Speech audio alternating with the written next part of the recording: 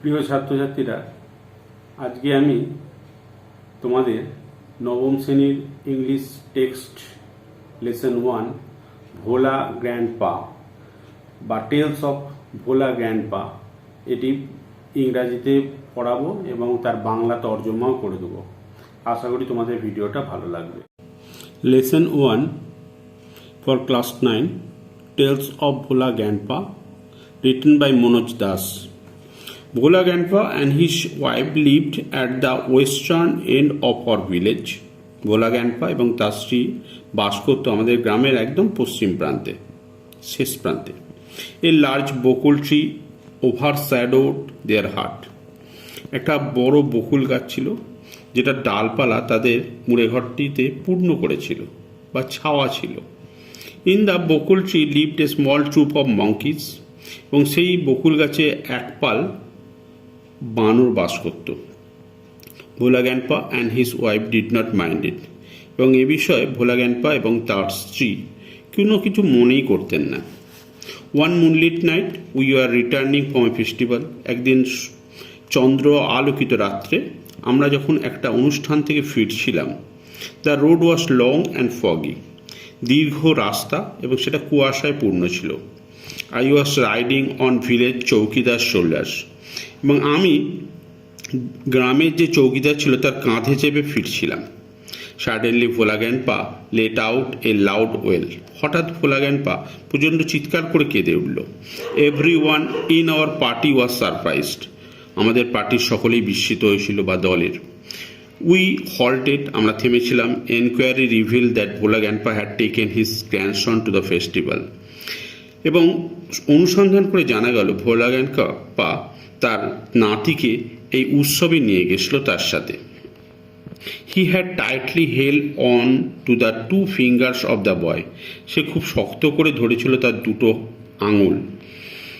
He did not realise when those finger slipped, সে অনুধাবনও করতে পারেনি কখন তার হাত দুটো বা নাতির হাত দুটো পিছলে চলে গেছে। On to the fingers of the boy. He did not realize when the finger slipped out.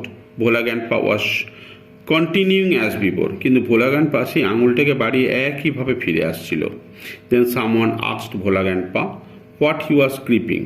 কেউ হয়তো জিজ্ঞেস করেছিল যে আচ্ছা ভোলা দাদু, তুমি কি ধরে আসছিলে এতক্ষণ ধরে, কি গ্রিপ করছিলে বা কি আঁকড়ে ধরে আসছিলে? He remembered his grandson and let out a loud wail. আবার সে তার নাতিকে মনে করে চিৎকার করে কেঁদে উঠেছিল। মাই ফাদার চুজ টু সাফ আইড মেন, আমার বাবা দুজন তীক্ষ্ণ দৃষ্টিধারী লোককে পছন্দ করে। ফ্রম আওয়ার পার্টি, আমাদের দল থেকে। To go with Bhola grandpa two the festival, তারপর আবার ফিরে যাওয়া হলো ভোলা গ্র্যান্ডপার সঙ্গে সেই উৎসবে। The grandson was found before long, অনেক খোঁজাখুঁজির পর পাওয়া গেল তাকে, নাতিকে। He had taken A cosy shelter, খুব সুন্দর নিরাপদেই সে ছিল, নিরাপত্তার বলয়, আন্ডার এ কাউজ বেলি, একটা গরুর পেটের নিচে। I remember another funny incident about Bhola grandpa related by my father, আমার আরও একটা বেশ হাস্যস্কর ঘটনার কথা মনে আছে ভোলা দাদু সম্বন্ধে, যেটা আমার সঙ্গে আমার বাবাও জড়িত ছিল। It had been a rainy afternoon, এটা ছিল একটা বর্ষণযুক্ত বিকেলবেলা। Bhola grandpa wild with excitement, Bhola grandpa বেশ উত্তেজিত হয়েছিল। Told my father and his friends, আমার বাবাকে এবং তার বন্ধুদের বলেছিল that he had seen a gang of pirates, তিনি দেখেছেন একদল জলদস্যুকে। They were bearing a large box under one of the sand dunes, তারা একটা বিশাল বাক্স বালির ঢিবির নিচে পুঁতে দিচ্ছিল। অন দ্য সিশোর, যেটা ছিল সমুদ্রের তীরবর্তী অঞ্চল, বাই আওয়ার ভিলেজ, আমাদের গ্রামের পাশেই। At once father and his friend started looking for the hidden treasure, আমার বাবা এবং তার বন্ধুরা মিলে একবার ওই গোপন বা লুক্কায়িত যে ধনরত্ন ধনসম্পদ সেগুলোকে খোঁজবার চেষ্টা করা শুরু করেছিল। Evening passed on to night, সন্ধে পার হয়ে গিয়ে রাত নেমেছিল। Moonlight came in through the clouds, মেঘ ছিঁড়ে সেখান থেকে চাঁদের আলো বেরিয়ে আসছিল। A pack of jackals were howling, এক পাল খ্যাঁকশিয়াল তারা চিৎকার করছিল। ইট ওয়াজ পাস্ট মিডনাইট, এটা ছিল এর গতকালের মধ্যরাত্রি।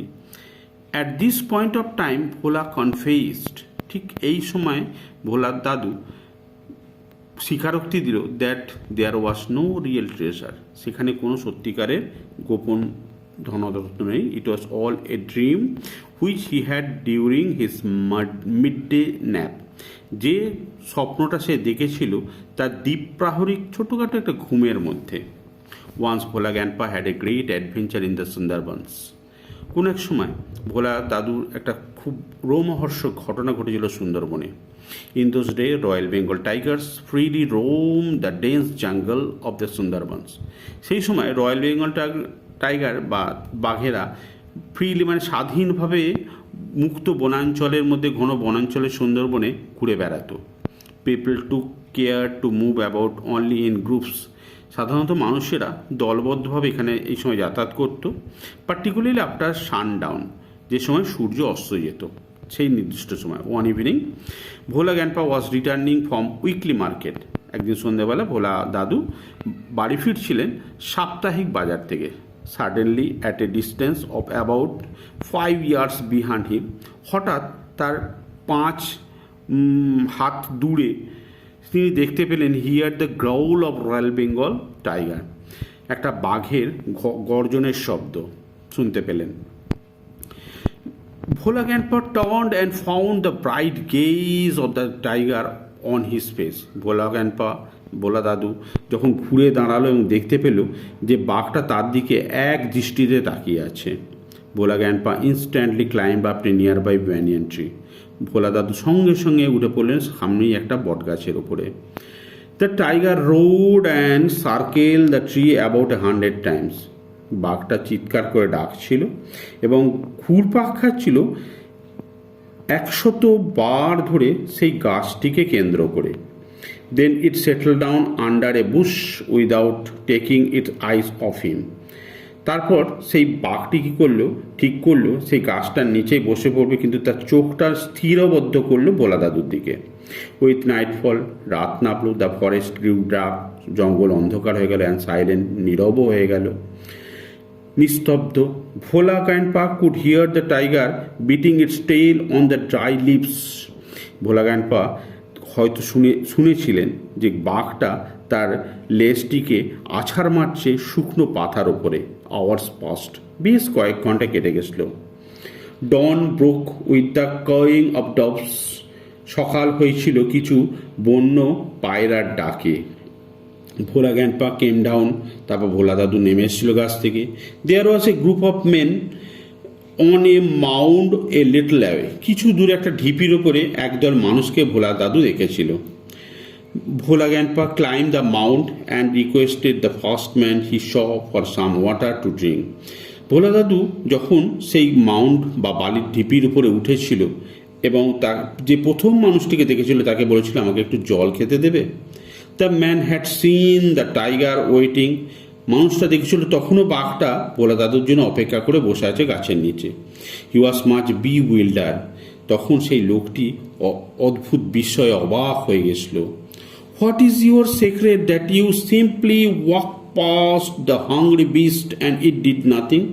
আচ্ছা, আপনার কাছে কি গোপন রহস্য আছে যেটাতে আপনি খুব স্বাভাবিকভাবে সাধারণভাবে হেঁটে একটা ক্ষুধার্ত বাঘের পাশ দিয়ে হেঁটে এলেন, অথচ সে আপনাকে কিছুই করলো না? হি আস্কড ভোলা গ্র্যান্ডপা, সেই কথা জিজ্ঞেস করেছিল ভোলা দাদুকে। The tiger was stretching it's limbs and yawning, বাঘটা তখন তার শরীরের অঙ্গ প্রত্যঙ্গগুলোকে ছড়িয়ে ছিটিয়ে হাই তুলছিল। দেন ভোলা গ্র্যান্ডপা রিমেম্বার, তখন ভোলা দাদুর হঠাৎ মনে পড়লো the tiger and looked at it, যে বাঘ এবং তার দিকে তাকিয়ে আছে। Bhola grandpa almost lost his sense in fear, Bhola দাদু তৎক্ষণাৎ ভয়েতে তার সংজ্ঞা হারিয়েছিল। হি র্যান ব্যাক হোম, তারপর সে দৌড়ে বাড়ি ফিরে এসেছিল। হাফ এ সেঞ্চুরি লেটার, এরপর প্রায় 50 বছর কেটে গেছে।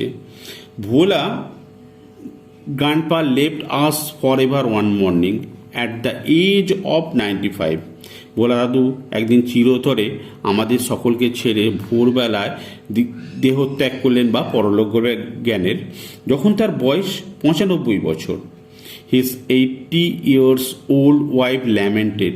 তার 80 বছরের বৃদ্ধা স্ত্রী শোক বার্তায় বা শোক করে বলেছিলেন, মাছ প্রচুর কেঁদেছিলেন। She said with a sigh, এবং দীর্ঘশ্বাস ফেলে তিনি বলেছিলেন, the old man must have forgotten to breath. সেই বৃদ্ধ মানুষটা হয়তো অবশ্যই ভুলে গেছিল শ্বাস নিতে বা প্রশ্বাস নিতে। আশা করি তোমাদের এই ভিডিওটা ভালো লেগেছে। ভালো লাগলে অবশ্যই ভিডিওটাকে শেয়ার করো, লাইক করো এবং কমেন্টসে তোমাদের বক্তব্য লিখো, মতামত লিখো এবং আমার চ্যানেলটিকে সাবস্ক্রাইব করে বেল বাটনটিকে ক্লিক করে দিও, যাতে পরবর্তী যে সমস্ত ভিডিও আসবে তার নোটিফিকেশনগুলো তোমরা পেতে পারো। ধন্যবাদ।